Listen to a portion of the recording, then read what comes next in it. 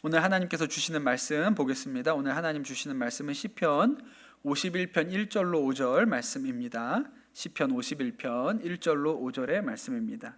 제가 말씀을 읽겠습니다.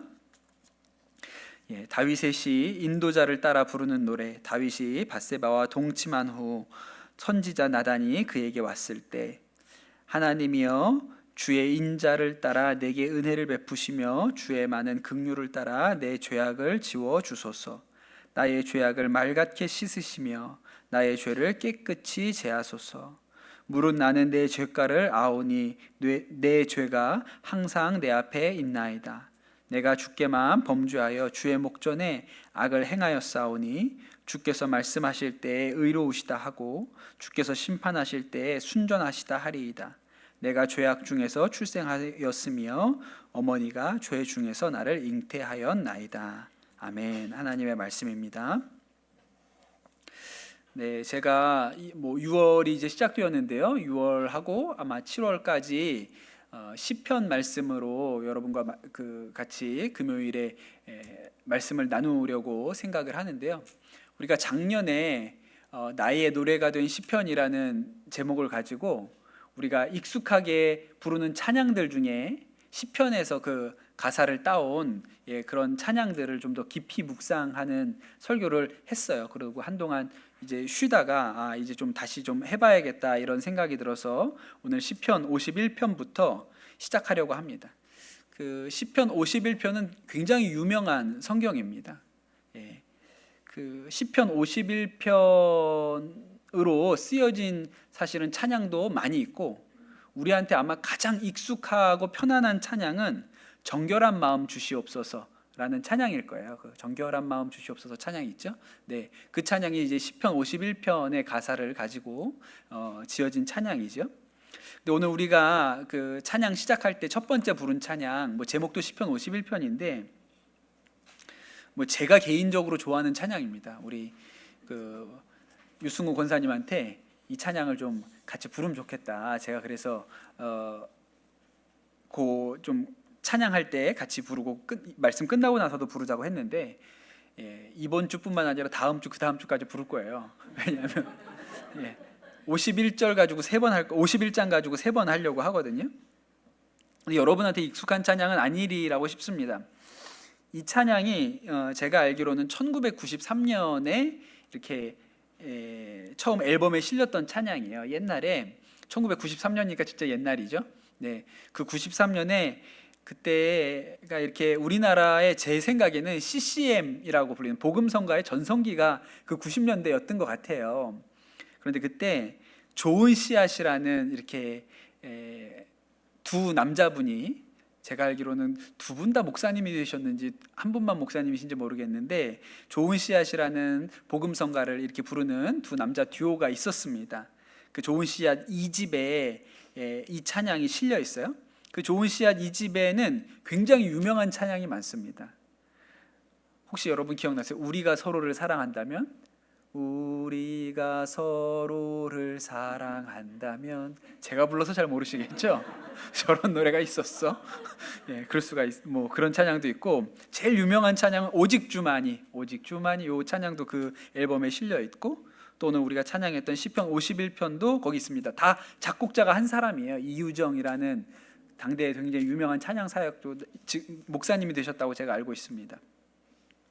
그런 앨범이 있었습니다. 저도 굉장히 좋아했던 앨범이었고, 제가 이 찬양이 왜 기억이 나냐면 가끔 보면 저는 이렇게 기억력이 좋은 것 같아요. 제가 안 기억나는 것도 많은데 어떤 거는 굉장히 오래 기억나는 일도 많습니다. 제가 얼마 전에 서울 연회로 옮겨서 제가 동기들을 오랜만에 봤다 그런 얘기 했잖아요. 그때 둘러 앉아가지고 회의도 안 들어가고 계속 아이스크림 먹으면서 저희들끼리 막 옛날 얘기하고 이러는데, 그때 막 친구들 얘기가 나왔죠. 그런데 우연히 이렇게 노래 부르는 얘기가 나왔는데 기억이 나는 거예요. 그때 20살에 대학 처음 들어갔어. OT라고. 새학기 시작하기 전에 오리엔테이션 가지 않습니까?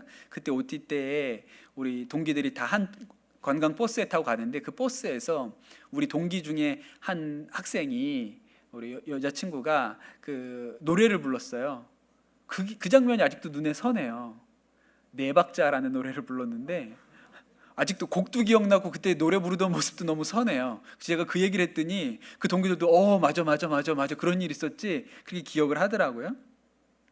그런데 제가 오늘 이 시편 51편 좀 낯선 찬양이긴 한데, 이 찬양이 저한테 어떤 의미가 있냐면, 제가 중학교 때 그때 같은 교회 청소년부에 고등학생이었던 어떤 누나가 있었습니다. 교회 누나죠. 교회 누나가 있었는데, 그분이 아주 성격도 굉장히 좋고 믿음도 좋고 뜨겁고, 그래서 교회에서는 아주 인기 있는 누나였어요. 예. 그런데 이 누나가 노래도 꽤 잘했던 것 같아요. 그래서 예배 때, 청소년 예배 때 헌금 드릴 때 늘 특송을 돌아가면서 이렇게 준비해가지고 학생들이 했는데, 그 교회 누나가 이 시편 51편 이 찬양으로 특송을 했던 게 지금도 생각나요. 제가 30년이나 거의 가까이 시간이 지났는데도 불구하고 지금도 그 누나가 교회 앞에서 이렇게 이 앞에 나와가지고 이 찬양을 특송하던 모습이 좀 눈에 선해요. 예, 그리고 얼마나 이 찬양이 사실 굉장히 간절하지 않습니까? 죄를 용서해 달라는 그 간구가 굉장히 간절하게 그렇게 찬양했던 모습이 너무 인상적이었어요. 근데 또 하나 충격적인 것은, 그렇게 이 시편 51편 찬양을 너무 아름답게 불렀던 그 누나가 대학 가고 나선 교회를 떠났다는 거예요. 예, 그 일도 굉장히 충격이었어요. 그때는 어떻게 저 누나가 교회를 떠날 수 있지? 이런 생각이 들었습니다. 분명히 오늘 찬양에는 우술초로 정결케 해달라고 찬양을 했는데 그 후에 세상이 좋아서 그렇게 떠났어요. 참 생각을 해보면 삶이라는 게 굉장히 모순되어 있습니다. 예, 우리가 노래한 대로 살지 않죠. 예, 우리가 노래처럼만 살았으면 좋겠다, 교회 와서 우리가 찬양하는 만큼만 살았으면 좋겠다고 싶지만 실제로 그렇지 않죠.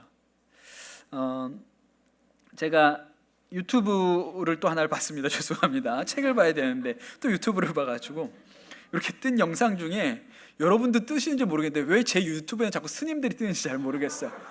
그 증문즉설이라는 거 보셨어요? 그 스님한테 질문하고 그 다음에 스님이 바로 대답을 해주잖아요. 교회에서는 그걸 못해요. 왜 못하게요? 우리는 백문일답이에요. 그래서 뭘 물어보든지 답이 예수 그리스도이기 때문에 재미가 없어요. 그냥 뭘 물어봐도 예수님, 답은 예수님이지, 이렇게 하니까는 뭘 물어봐야 소용이 없어요. 그냥 답은 예수님이니까. 근데 여기는 맨날 답이 달라지니까 재밌지 않습니까? 증문즉설. 사실 저도 거의 보지는 않는데 하나 이렇게 눈에 들어온 게 있어서 그 하나를 봤는데, 스님 대답이 놀라운 게 아니라 저는 그 질문이 대단하다고 생각이 됐어요. 어떤 할아버지가 나오셔서 질문을 하셨는데, 본인이 60세까지 열심히 직장 생활하시고 퇴직하신 후에 그리고 나서 70까지 경비로 일을 하셨다는 거예요. 그러니까 아주 열심히 사신 분이죠. 그리고 지금은 나이가 76이 되셨는데 자신이 그 경비 일도 그만두고 나니까 집에서 놀고 있으면 아내가 얼마나 괄시를 하는지 모른다는 거예요. 내가 70 먹을 때까지 그렇게 열심히 일을 해가지고 가족들을 부양했는데, 그리고 나서 이제는 놀려고 노는 것도 아니고 어디서 일을 시켜주는 데가 없어가지고 그냥 집에서 놀고 있는데 그렇게 아내가 괄시를 한다는 거예요. 아침도 차려주지 않는다 그래요. 그러면서 하는 얘기가, 그래서 아침은 막걸리로 때웁니다. 그렇게 이야기를 하세요. 그러니까 이제 아침부터 벌써 마음이 좋지 않겠죠. 그러니까 집에 있으면 늘 아내랑 다투고 싸우니까 그냥 갈 데가 없어도, 일할 데가 없어도 그냥 집을 나간다. 막걸리 한 사발 먹고 집을 나서신다는 거예요. 그러니까 어느 날은 자신의 이런 형편이 너무너무 화가 나가지고 내가 좀 술을 써야겠다, 아내를 좀 골려줘야겠다고 생각해서 아내가 없는 어느 날 친구들을 다 불러와가지고 집에서 술판을 벌이셨대요. 그런데 이제 술판을 벌이는 중에 그 할머니죠, 부인 할머니가 이제 들어오신 거예요. 들어오시니까 집이 얘기도 안 했는데 막 난장판이 되고 막 술을 먹고 있으니까 얼마나 화가 납니까? 그래서 아내가 막 얼굴이 울그락불그락한데 그 손님들 앞에서 뭐라 그럴 수 없잖아요. 그냥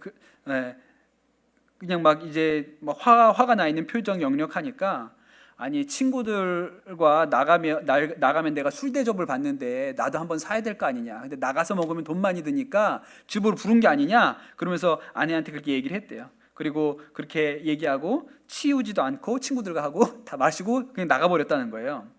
그러고 돌아왔더니 이 아내가 막 죽기 살기로 덤비더래요. 근데 이 할아버지 하시는 이야기가 이제는 나이가 들어서 당할 수가 없다고, 젊었을 때 같으면 주먹이라도 올라가겠는데 이제 나이가 들어서 그럴 수도 없다, 그렇게 얘기를 하세요.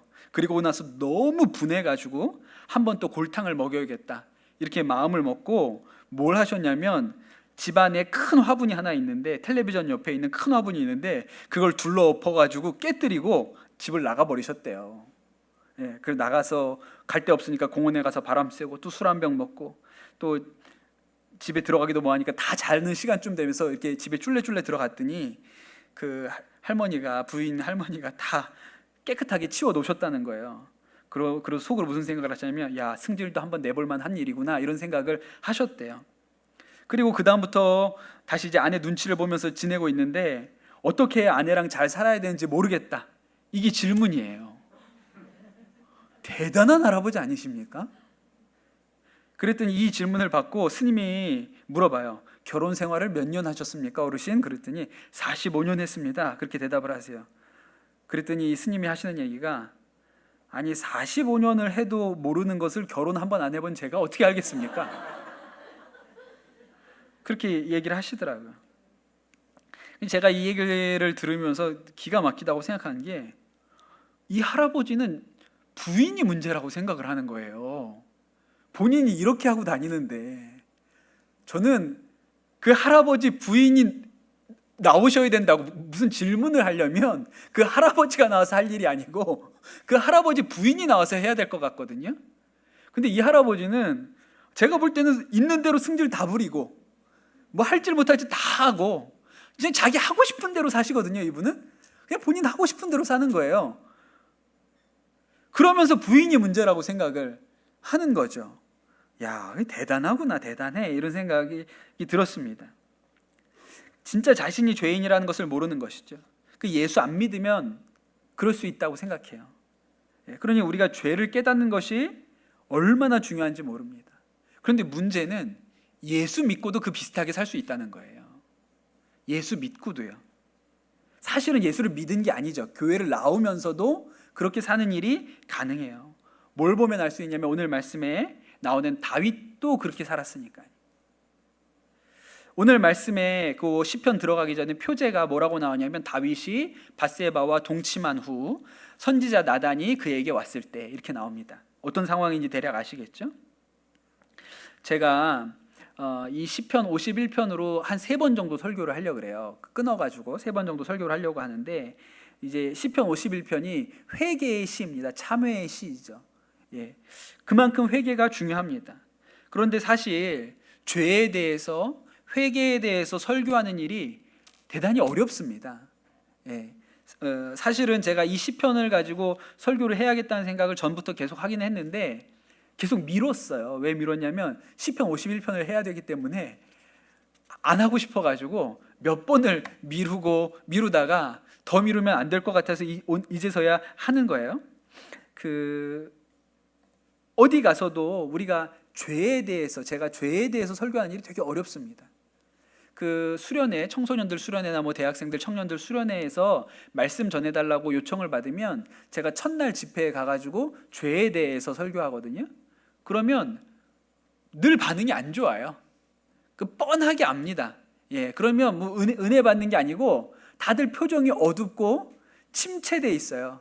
그러니까 첫날에 가가지고 죄에 대해서 설교하는 일이 저한테도 쉬운 일이 아닙니다. 오늘도 뭐 그 전부터도 그렇고 오늘도 설교 준비하려고 이렇게 앉아 있는데 힘들어요. 계속 딴짓하고 딴청하고 설교 준비 잘 안 되고, 그러다가 그냥 간신히 꾸역꾸역 오늘 말씀을 전해야지 설교문 쓰다가 오늘 예배 들어오기 2시간 전에 다 날렸어요. 예, 다 없어졌어요. 나중에 열었는데 본문만 남아있더라고요.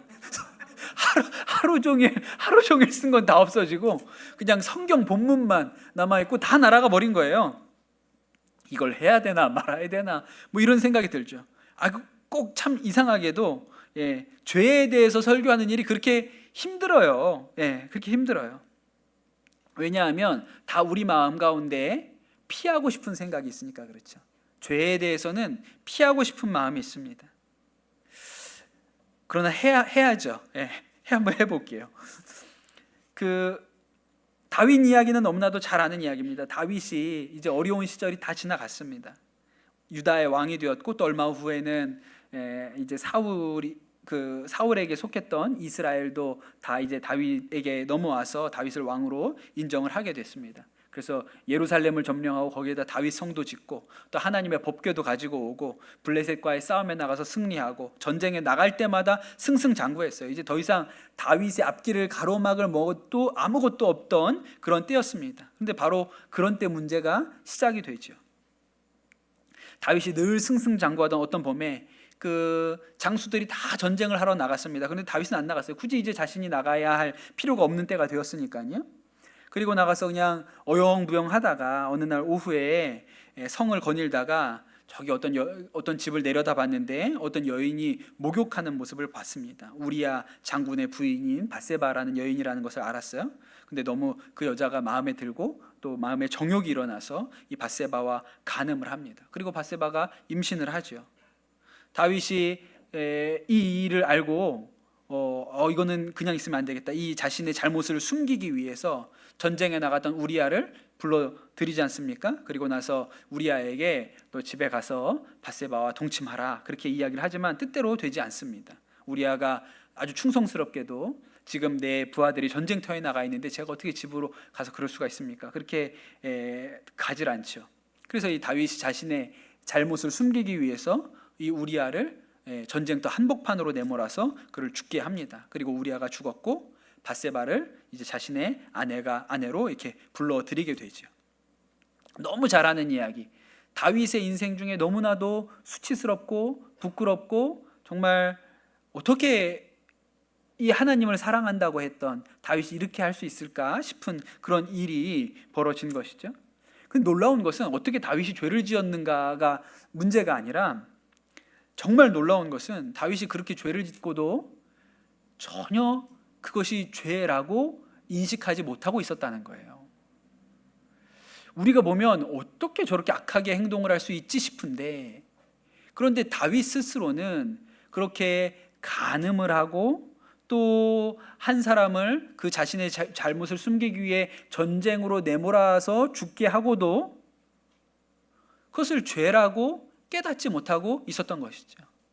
그러니 아까 그 스님한테 물어보던 할아버지가 보여준 모습이나 실제로는 하나님을 사랑한다고 했던 다윗이 보여준 모습이 크게 다르지 않습니다.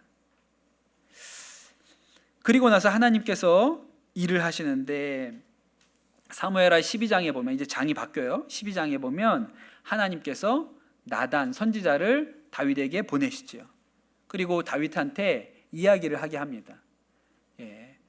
그런 얘기죠. 다윗은 전혀 자신이 죄인이라는 생각을 하지 않고 있었어요. 그래서 다윗한테 이야기를 합니다. 어떤 마을에 부자와 가난한 사람이 있는데 부자는 양이 너무나도 많고 가난한 사람은 암양 한 마리만 있었는데 그 암양을 너무 사랑해서 마치 딸처럼 대했다. 근데 부자 집에 손님이 왔는데 손님한테 뭘 대접하려고 보니까 그 많은 양들 중에 한 마리를 잡는 게 아까워서 내 양은 너무 아까워서 그 가난한 사람이 가지고 있는 어린 암양 그거를 가져다가 죽여가지고 그 손님을 대접해 준 사람이 있었다. 이런 사람이 있는데 임금님 어떻게 생각합니까? 그렇게 얘기를 했더니 다윗 뭐라고 합니까? 다윗 왕이 아주 막 역정을 내는 것이죠. 역정을 내요.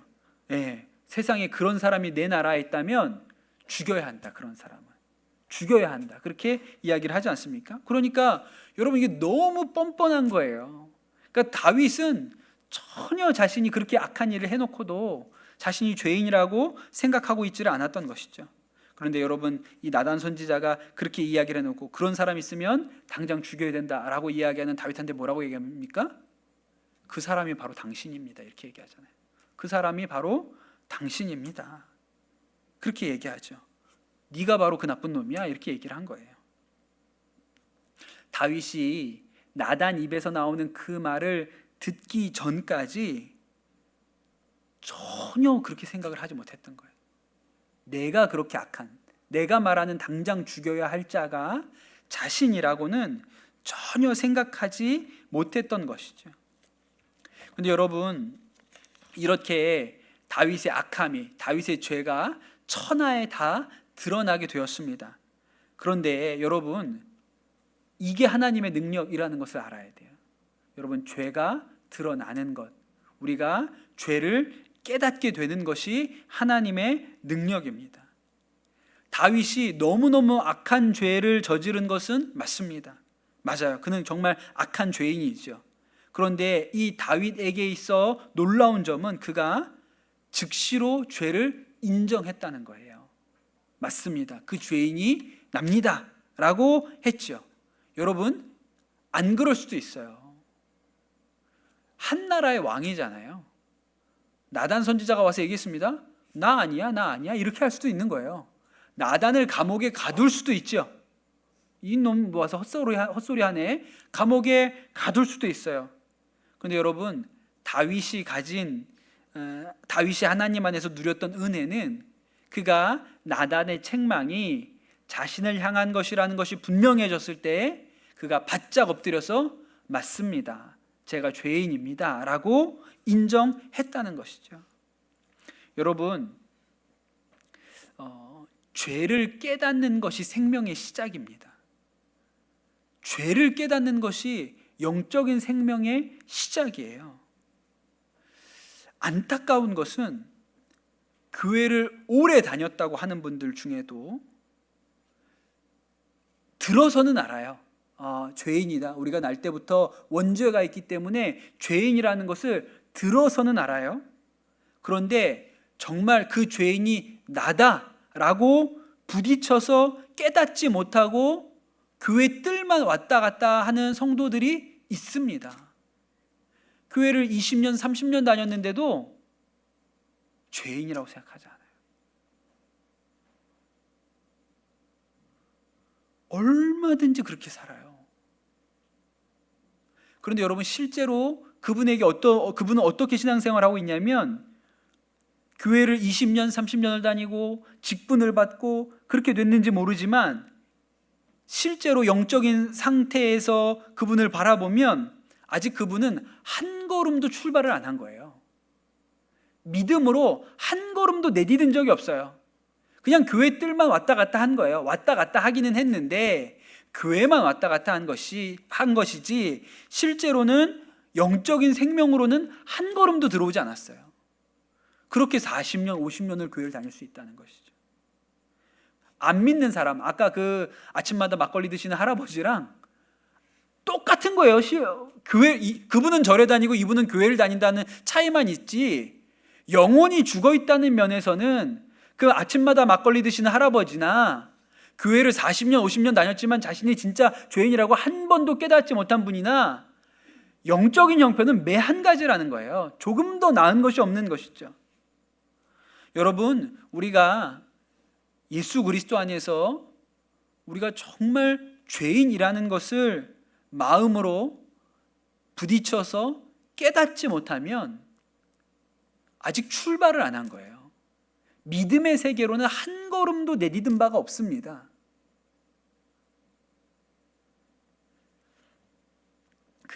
옛날에 제가 저도 이제 이런 공부를 했고 교회 학교에서도 이런 적용을 했었는데, 한국 교회 안에서 우리가 다음 세대들 가르치고 청년들 가르칠 때 세계관을 가르치는 것이 너무 중요하다 이렇게 얘기했던 때가 있었어요. 세계관 학습이 되게 중요하다. 90년대부터 2000년대 초반까지 세계관 학습을 시켜야 된다, 이런 아주 중요한 흐름이 있었어요. 제일 대표적인 단체가 IVF를 중심으로 해서 세계관 학습을 되게 강조했던 때가 있었거든요. 세계관이라는 것이 세상을 바라보는 관점이잖아요. 우리가 이 세상을 볼 때 성경적인 관점으로 세상을 볼 수 있어야 된다. 성경적인 관점이라고 하면 창조, 타락, 구속의 관점으로 세상을 볼 수 있게 해야 된다. 그렇게 저도 그런 학습을 받아봤고 또 교회 학교에서도 그런 거 해야 된다고 많이 했습니다. 또 저도 청소년들 수련회를 창조, 타락, 구속 이 세계관과 관련된 내용을 가지고 해본 적도 있어요. 그런데 결과가 그렇게 좋지 않아요. 이 세계관을 가르친다는 것이 그렇게 결과가 좋지 않아요. 한국 교회에서도 세계관 학습을 강조했던 분들이 하고 있는 자성이 뭐냐면 그래서 뭐가 그렇게 많이 바뀌었냐? 세계관을 많이 가르쳐서. 세계관 학습이 창조, 타락, 구속이라는 그 틀로 세상을 바라보게 하는 거라 그랬잖아요. 그래서 뭐를 강조했냐면 창조를 설명하려고 대단히 강조했어요. 그래서 요 세계관 학습의 뿌리로 뭐가 등장을 했냐면 그 창조론, 창조과학회. 그래서 우리가 성경에 나오는 창조를 아주 이렇게 과학적이고 논리적으로 잘 설명하는 공부를 시키면 믿음이 생기고 세상 가운데 승리하는 그리스도인들이 될 수 있을 것이다. 그래서 교회들마다 창조과학회 불러서 창조 세미나하고 이런 일들을 많이 했습니다. 근데 요새는 그렇게 많이 안 하잖아요. 옛날에 참 많이 할 때가 있었는데 요새 그렇게 많이 안 하거든요. 왜 많이 안 할까요? 그거 해도 크게 달라진 게 없다는 거예요. 일단은 대부분 이해를 잘 못해요. 너무 어려워서 뭐 하여튼 와서 교수님은 열심히 얘기를 한 것 같은데 듣는 사람은 대부분 뭔 소리야. 그래서 무드셀라가 왜 그렇게 오래 산 건데 노아의 방주가 그 어떻게 된 거래. 그게 듣기는 들었는데 나중에 듣고 나도 큰 차이가 없어요. 교회에서도 청소년들 놓고 우리 자녀들 놓고 가르쳐 보려고 했는데 그래서 창조에 대해서 창조를 잘 설명하고 가르치고 또 뭐 진화론이 틀렸다고 뭐 그거 하면서 창조론이 왜 맞는지를 설명하려고 애를 썼거든요. 근데 크게 달라지지 않아요. 그런데 그 후에 이 세계관 공부를 하는 분들이 깨달은 게 뭐였냐면 저도 그렇게 생각해요. 아이들한테도 그렇게 생각해요. 창조를 강조한다고 사람이 바뀌는 게 아니에요. 뭐를 해야 바뀔까요? 우리가 타락한 죄인이라는 거에 점을 찍어줘야 돼요. 우리가 죄인이라는 거. 예수 그리스도 앞에 우리가 말할 수 없는 죄인, 타락한 죄인이라는 것. 그리고 예수 그리스도께서 그런 죄인을 위하여 십자가에 죽으셨다는 것이 깨달아지면 창조를 과학적으로 설명하지 못해도 믿어져요. 내가 정말 죄인이고 예수님께서 내 죄를 위해서 십자가에 죽으셨다는 것이 마음 가운데 부딪히면 무드셀라가 900살을 살았든 뭐 홍수가 뭐 부분 홍수인지 전체 홍수인지 아시아에서 일어난 건지 지구 전체를 덮었는지 그 많은 물이 어디서 터져 나왔는지 하늘에도 물이 떠 있었는지 뭐 그런 걸 이해 못해도 그냥 믿어져요. 옛날에는 어떻게 홍해가 갈라질 수 있어? 어떻게 바다가 갈라질 수 있어? 이렇게 했는데 내가 죄인이고 예수님께서 이 죄인을 위하여 죽으셨다는 것이 깨달아지잖아요. 그러면 이렇게 생각이 돼요. 하나님이 바다도 못 가르면 하나님이야? 바다를 가르니까 하나님이지. 그냥 그렇게 받아들여져요. 그러니 핵심이 막 창조를 우리가 뭐 아주 뭐 과학적으로 논리적으로 설명해 주면 하나님이 믿어지는 게 아니고요. 내가 죄인인 것이 깨달아지면 실존적으로 내가 죄인이구나. 내가 아주 뿌릿속같이 죄인이구나라는 게 깨달아지잖아요. 그리고 예수님께서 그런 죄인을 위하여 죽으셨다는 것이 마음 가운데 들어오면 창조는 그냥 저절로 믿어지는 거예요. 그러니 여러분, 죄인인 것을 깨닫는 것이 영적인 생명의 출발점인 것이죠.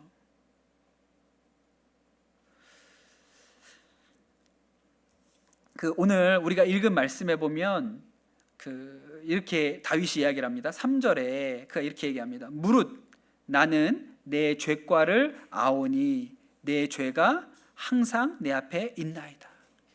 그러니까 여러분, 다윗 안에 어떤 일이 일어났습니까?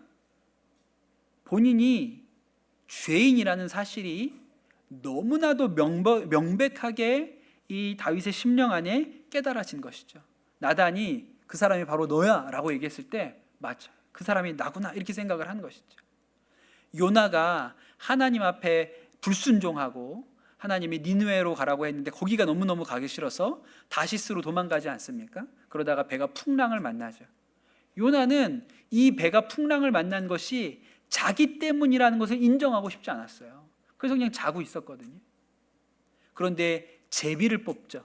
요나를 깨워가지고 이 문제가, 이 풍랑이 누구 때문에 왔는지 우리가 제비를 뽑아서 확인하자. 그랬더니 요나의 제비가 딱 뽑힙니다. 이놈 때문이라고. 그러고 나서 요나가 나구나. 그 죄인이 나구나. 나 때문에 이 모든 일이 생긴 거구나 라는 것이 깨달아졌죠. 그것이 오늘 3절 말씀이에요. 무릇 나는 내 죄과를 아오니. 이게 어마어마한 역사인 거죠. 이게 어마어마한 역사인 거예요. 우리 감리교를 창시하신 존 웨슬리 목사님, 우리가 지난주에 회심주일이라서 저녁 때 또 집회도 했는데, 웨슬리 목사님 되게 경건한 사람이었습니다. 예, 그래서 메소디스트라는 말이 나왔잖아요. 그냥 방법쟁이에요. 방법쟁이. 그냥 원칙대로, 아주 뭐 하루하루를 정해진 원칙대로 살아가야 되는 사람.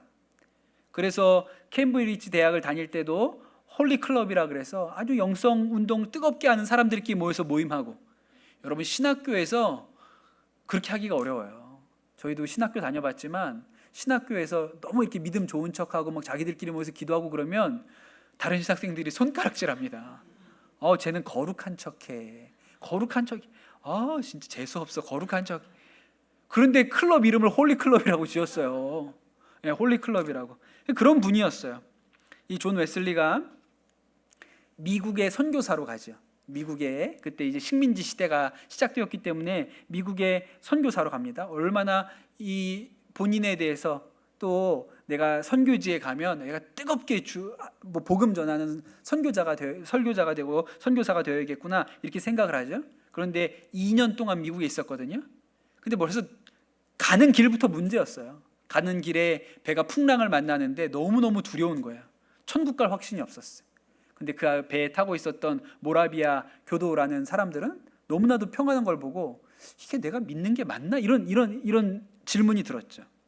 그리고 미국에 정착을 해서 2년 정도를 그가 복음 전한 일을 하는데 완전히 실패였습니다. 무슨 일이 벌어졌냐면, 그때 존 웨슬리가 총각이었거든요. 그런데 거기 여자가 하나 있었어요. 홉키라는 여자가 있었는데 제가 볼 때는 조금 나쁜 사람이에요. 이 홉키가 이 웨슬리를 좋아했습니다. 총각이니까 그럴 수 있죠. 근데 웨슬리도 이 홉키한테 좀 마음이 있었어요. 근데 웨슬리가 이렇게 좀 우유부단했던 것 같아요. 내가 볼 때 모태솔로였는지 몰라도 이거 연애를 어떻게 시작해야 되는지 잘 모르고, 분명히 계속 홉키는 사인을 줬거든요. 나 당신한테 마음이 있어. 당신도 나 좋지. 그러면 나한테 이렇게 대시해, 이렇게 했거든요. 근데 웨슬리가 안 하는 거예요. 그래가지고 이렇게 약 질투 작전도 유발하고 이렇게 합니다. 그러다가 이게 다 안 됐어요. 그러고 나서 이 홉키가 이렇게 웨슬리가 안 움직이니까 다른 남자랑 결혼을 합니다. 약혼을 하고 결혼을 하는데 그걸 누구 앞에 가서 하냐면 웨슬리 앞에 가서 해요. 그 웨슬리가 그 마음이 좋지 않겠죠. 자기도 이제 좀 마음이 있었을 테니까. 나중에 이 결혼을 해가지고 두 부부가 교회를 다니는데 좀 이렇게 얄미운 마음이 있는 거죠. 근데 또 뭐 잘못한 게 있었나 봐요. 그래서 웨슬리가 어떻게 하냐면 성찬을 안 줍니다. 성찬에서 배제시켜요. 되게 뒤끝 있죠. 그리고 어떻게 되냐면 고소당해요. 당시 법정에 고소를 당해요, 웨슬리가. 그래서 법정에서 싸움을 합니다. 내가 목사로서 내가 한 행위가 옳은지 그른지에 대해서 하는 거예요. 그러고 나서 안 되겠다고 싶어서 다시 돌아오는 거예요. 그러니 여러분, 웨슬리 안에 무슨 생각이 들었을까요? 이게 안 되는 거구나. 내가 영혼을 구원한다고 저 신대륙까지 갔는데 내 영혼은 누가 구원하나? 이 죄된 생명에서 누가 나에게 영생을 줄 수 있는가? 그렇게 생각을 하게 된 것이죠. 그러니까 2년 동안 그 미국에 가서 선교하던 시절에 웨슬리가 느낀 건 내가 진짜 뼈저리게 죄인이구나. 이게 안 되는 사람이구나 라는 것을 그가 깨달았던 것이죠. 그리고 나서 나중에 돌아와서 영국에서 올더스케이트에서 그가 하나님을 만나는 체험을 하게 됩니다. 그리고 나서 그의 모든 인생이 뒤집어지고 역사가 일어나게 된 것이죠.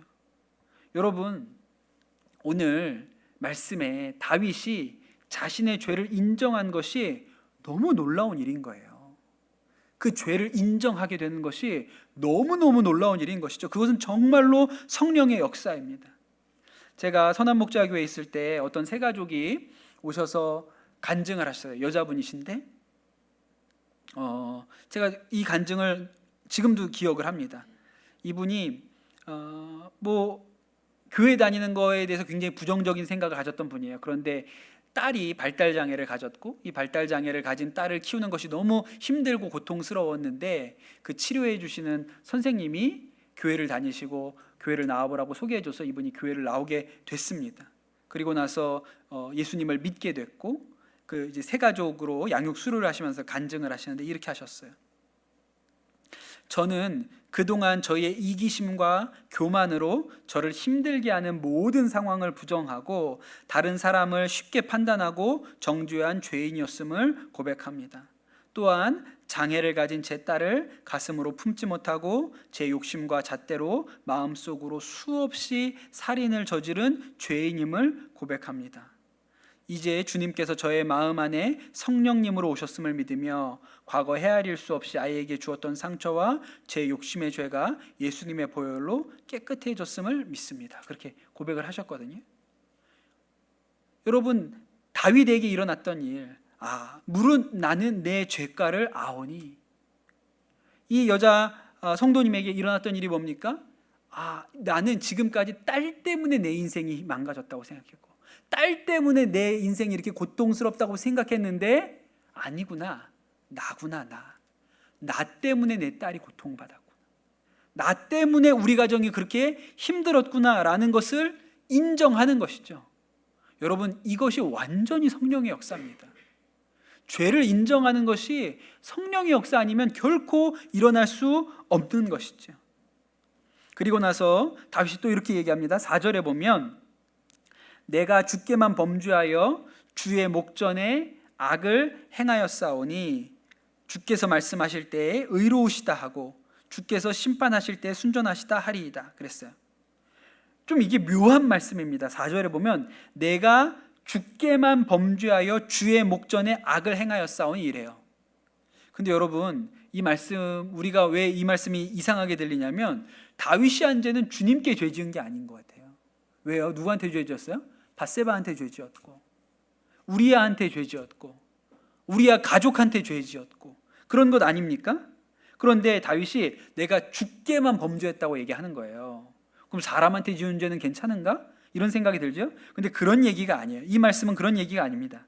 이 말씀은 어떤 의미를 가지고 있냐면 내가 사람한테 지은 죄가 결국은 하나님께 지은 죄라는 얘기예요. 우리가 죄를 사람에게 짓습니다.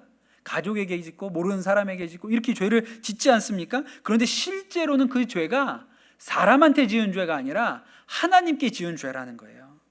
아나니아와 삽비라가 그때 초대교회가 다 그들이 재산을 교회에다 바치고 또 통용하고 이렇게 할 때 그들도 우리가 밭을 팔아가지고 밭을 판 돈을 우리 교회를 위하여 바쳐야겠다라고 생각했는데 팔고 보니까 돈이 많은 거예요, 생각보다. 그래서 어떡합니까? 일부를 숨겨두고 일부만 사도들 앞에 갖다 놓잖아요. 그런데 이 일에 대하여 성경이 뭐라고 기록합니까? 베드로가 뭐라고 얘기해요? 베드로를 속인 게 아니고 사도들을 속인 게 아니고 하나님을 속였다. 너희가 하나님을 멸시해서 하나님을 속였다고 얘기하지 않습니까? 그러니 여러분, 다윗의 이 고백이 무엇을 의미하냐면 우리가 사람한테 죄 짓는 게 아니고 하나님께 범죄하고 있다는 거예요. 우리의 죄가 실제로는 하나님께 죄를 짓는다는 것이죠. 그래서 그 죄 중에 하나도 숨겨질 수가 없습니다. 그 4절 말씀 뒤에 이렇게 나옵니다. 주께서 말씀하실 때 의로우시다 하고 주께서 심판하실 때 순전하시다 하리이다. 그렇게 얘기하죠. 좀 세번역으로 좀 쉬운 말로 읽어보면 이렇게 나옵니다. 나는 죄를 지었습니다. 주님의 눈앞에서 내가 악한 짓을 저질렀으니 주님의 판결은 옳으시며 주님의 심판은 정당합니다. 다윗이 죄 앞에 보여준 태도는 어떤 것이냐면 이것이 너의 죄다. 네가 바로 그 나쁜 놈이다 라고 얘기했을 때 자신에 대해서 변명할 여지가 없습니다. 누구 때문에 이렇게 된 게 아니라 그것은 순전히 저의 악함 때문입니다 라고 인정했다는 거예요. 여러분, 우리가 정말 회개했는지 아니면 우리의 회개가 정말 참된 것인지 아니면 부족한 것인지 무엇을 보면 알 수 있냐면 우리가 우리의 죄에 대해서 나는 100% 지옥 갈 죄인이구나 라고 인정했다면 회개를 제대로 한 것입니다. 그런데 우리가 어떤 죄를 짓고 나서도 그저 남들도 다 이 정도는 죄 짓고 살지 않나? 뭐 인간이 어떻게 하면 완벽할 수 있어? 이 정도는 다 할 수도 있지. 이게 뭐 지옥 갈 만큼 심각한 건 아니잖아 라고 생각한다면 충분한 회개, 완전한 회개가 아니라는 거예요. 오늘 다윗은 변명의 여지 없이 하나님의 심판이 정당하다고 얘기합니다. 하나님의 심판이 옳습니다. 내가 지옥 갈 죄인이 100% 확실합니다. 이렇게 이야기하는 것이죠. 5절에 보면 이렇게 나옵니다. 5절에 내가 죄악 중에 출생하셨으며 어머니가 죄 중에 나를 잉태하였나이다 그랬어요. 우리가 흔히 교회에서 뭐라고 배우냐면 원죄가 있다고 얘기하죠. 아담과 하와가 선악과를 따먹은, 하나님 앞에 불순종한 그 원죄 때문에 우리도 죄인이 되었다고 생각합니다. 제가 아이들 목회하면서 물어봐요. 네가 왜 죄인이냐? 라고 물어보면 너가 죄인인 줄 아니? 물어보면 우리 애들이 학습이 되게 잘 돼 있기 때문에 안다고 해요. 맞아요, 죄인이에요. 그래요. 그럼 네가 왜 죄인이냐? 라고 물어보면 학습이 잘 된 아이들은 이렇게 대답합니다. 아담과 하와가 선악과를 따먹었는데 그 원죄가 저한테도 있습니다. 그렇게 얘기를 하죠. 그러면 이렇게 얘기해요. 옛날에 너네 할아버지가 그 시골에 사시다가 동네에 과수원이 있는데 과수원에서 사과를 하나 몰래 훔쳐가지고 과일 서리를 해가지고 그걸 따서 할아버지가 먹었다? 그럼 그 죄가 너의 죄냐 너의 할아버지의 죄냐? 할아버지 죄지요. 근데 왜 아담이 지은 죄는 너의 죄냐? 그러면 몰라요. 대답을 못해요. 근데 그런 게 아니라 오늘 다윗이 이렇게 말합니다. 내가 죄악 중에 출생하였으며 어머니의 죄 중에서 나를 잉태하였나이다 이렇게 대답하잖아요. 원죄의 그 속성이 다 나에게 있다는 거예요. 아담과 하와가 가졌던 그 죄의 속성이 그대로 내 안에 다 있다는 것이죠. 그 죄가 무슨 유전이 돼서 나한테 물려온 게 아니라 그 아담과 하와가 보여줬던 죄의 속성이 고스란히 내 안에 다 있다는 이야기입니다. 여러분, 다윗이 어쩌다 실수해서 죄 지은 게 아니에요. 다윗이 어느 날 어쩌다가 실수해서 그런 죄를 지었다고 생각하십니까? 전혀 그렇지 않아요. 다윗은 태어날 때부터 죄인이었어요. 태어날 때부터 다윗의 심령에는 죄의 씨앗이 뿌려져 있었습니다. 그런데 그가 어려운 시절을 살았기 때문에 그때 하나님을 열심히 의지하고 있었어요. 그래서 그때까지는 죄의 열매가 맺힐 기회가 없었던 것이죠. 그런데 어느 날 그가 더 이상 하나님을 붙들지 않아도 되고 그가 싸우러 나갈 필요가 없고 그냥 여유 있게 편안하게 지내도 되는 어떤 환경이 딱 오고 나니까 이 다윗의 심령 가운데 이미 뿌려져 있던 그 죄의 씨앗이 상황과 여건을 만나서 열매를 맺은 거잖아요. 다윗이 그냥 제가 열심히 착하게 살아봤는데 그냥 그때 제가 완전히 한순간에 미쳤었나 봐요. 제 눈이 횟가닥 돌았나 봐요. 그래서 제가 한 번 실수한 거예요. 사람이 살다가 한 번 실수도 할 수 있죠. 그렇게 반응한 게 아니고 뭐라고 이야기하냐면 내가 죄악 중에 출생하였고 어머니가 죄 중에서 나를 잉태하였기 때문에 날 때부터 나의 DNA에 이미 죄의 씨앗이 뿌려져 있습니다. 그게 나입니다. 그 죄가 어느 날 상황과 환경과 조건이 딱 맞으니까 그냥 열매를 맺은 것 뿐이죠 라고 자신의 죄성을 인정했다는 거예요. 순회선교단 이끄셨던 김용의 선교사님 설교하실 때 그 쓰는 용어가 있습니다. 우리가 아주 100% 죄인, 아주 우리가 부인할 수 없는 죄인이라는 것을 설명하기 위해서 그분이 만들어낸 용어가 있죠. 뭔지 아세요? 죄짱아찌라는 말을 쓰세요. 들어보셨습니까? 짱아찌가 뭔지 아시죠? 물을 간장에 절인 게 짱아찌 아닙니까? 그렇죠? 물을 간장에 절여서 그게 짱아찌인데 한번 무가 간장에 절여서 간장물이 들어가고 나면 아무리 헹궈도, 아무리 물에 오래 담가놔도 그게 빠져요, 안 빠져요? 안 빠져요. 그래서 간장이 곧 무고 무가 곧 간장인 상태가 된 거죠.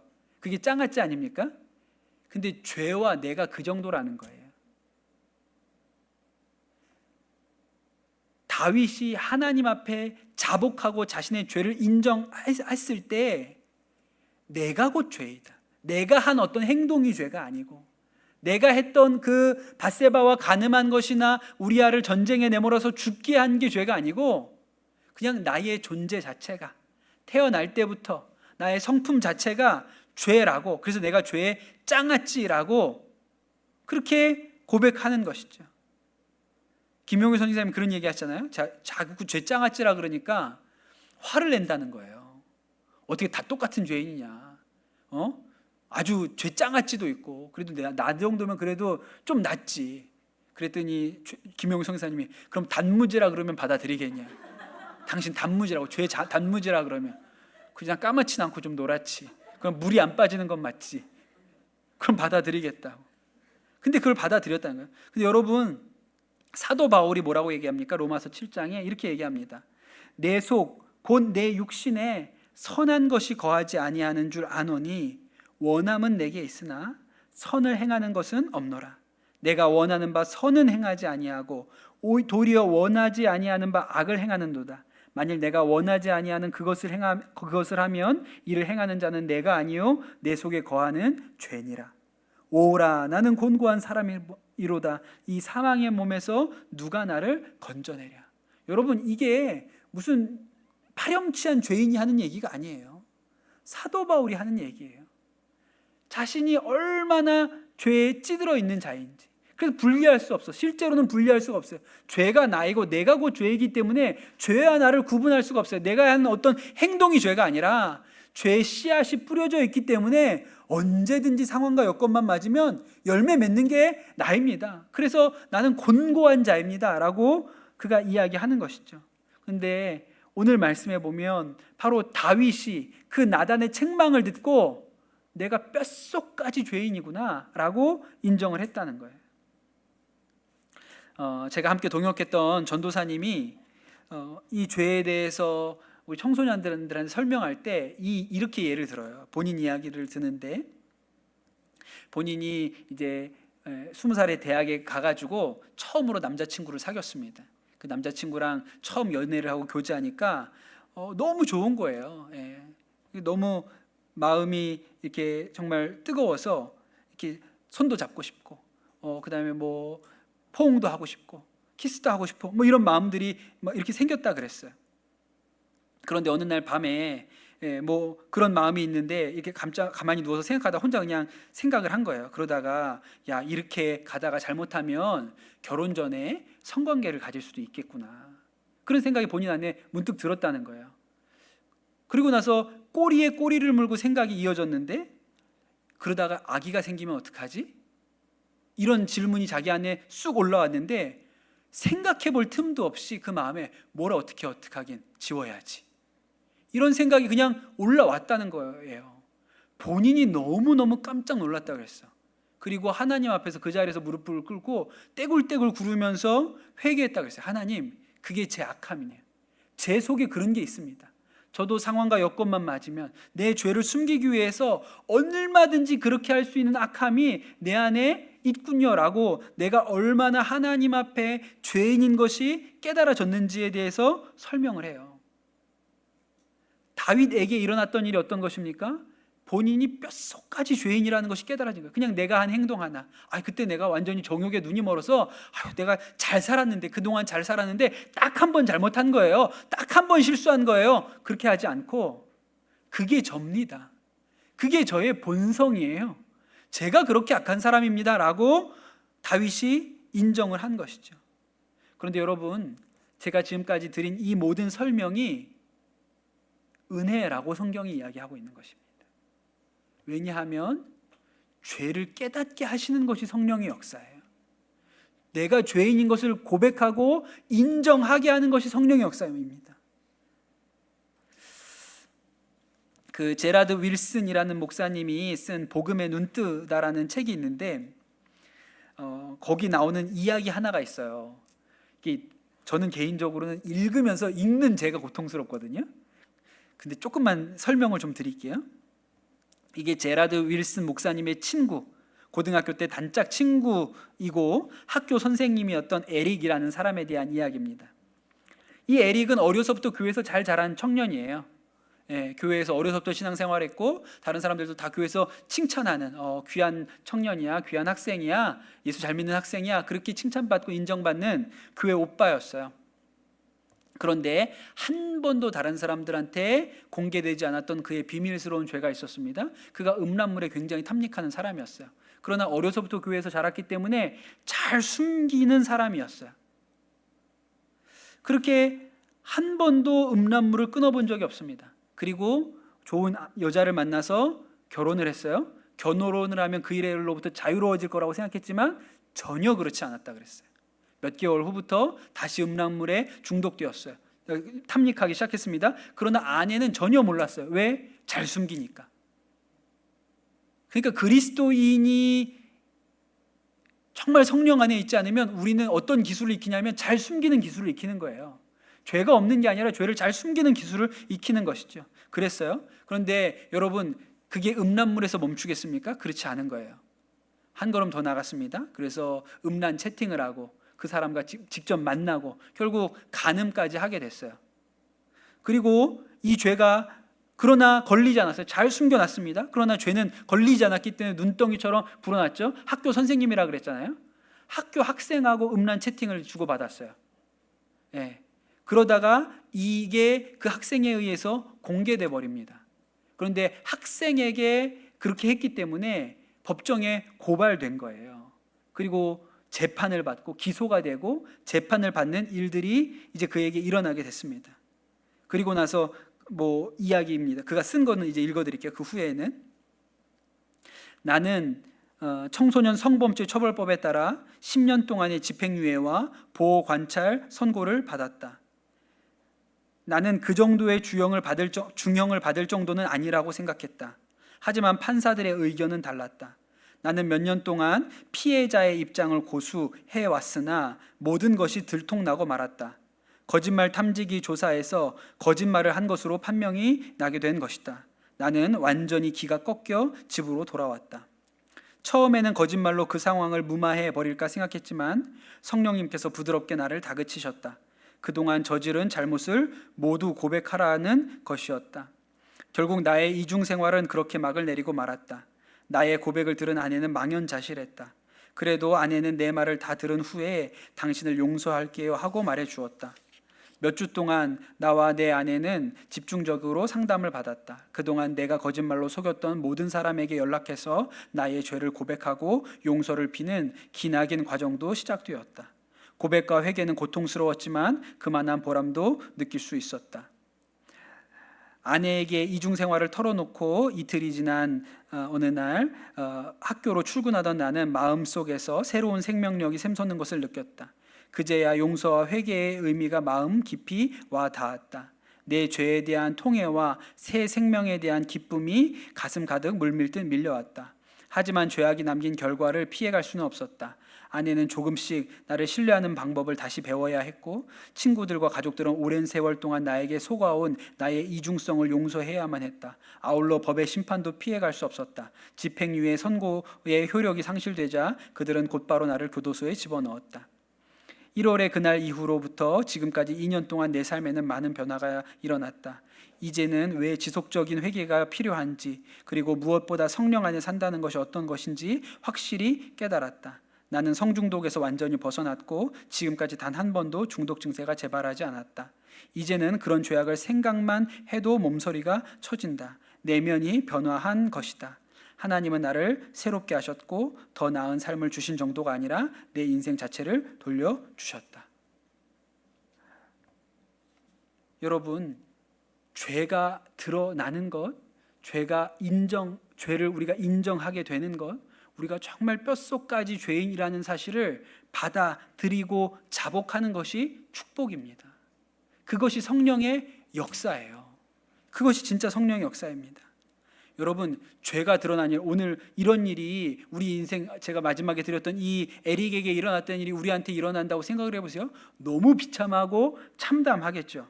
그러나 여러분, 그 죄가 하나님 앞에서 드러나는 것보다 사람 앞에서 드러나는 것이 좋은 것입니다. 하나님 앞에서 드러나면 바로 심판인 거예요. 그러나 사람 앞에서 드러나면 우리에게 회개할 기회가 주어지는 것이죠. 여러분, 이 시편 51편 말씀, 탄식의 고백이고 죄의 고백이고 우리에게 너무나도 고통스러운 다윗의 한 인생의 한 단면을 보는 일이지만, 그러나 여러분, 이 일이 왜 성경에 나와 있고 우리가 찬양으로 만들어 부르는 시편이 됩니까? 그 일이 은혜이기 때문에 그런 것이죠. 바라기는 우리 성도들에게 정말 우리가 다른 것 아니고 예수 그리스도 안에서 우리가 정말 죄인인 것이 우리의 심령의 뼛속 깊이 깨달아지는 은혜가 우리 성도들에게 임하게 되시기를 예수님의 이름으로 축복합니다. 우리 같이 찬양하고 같이 기도하면 좋겠습니다.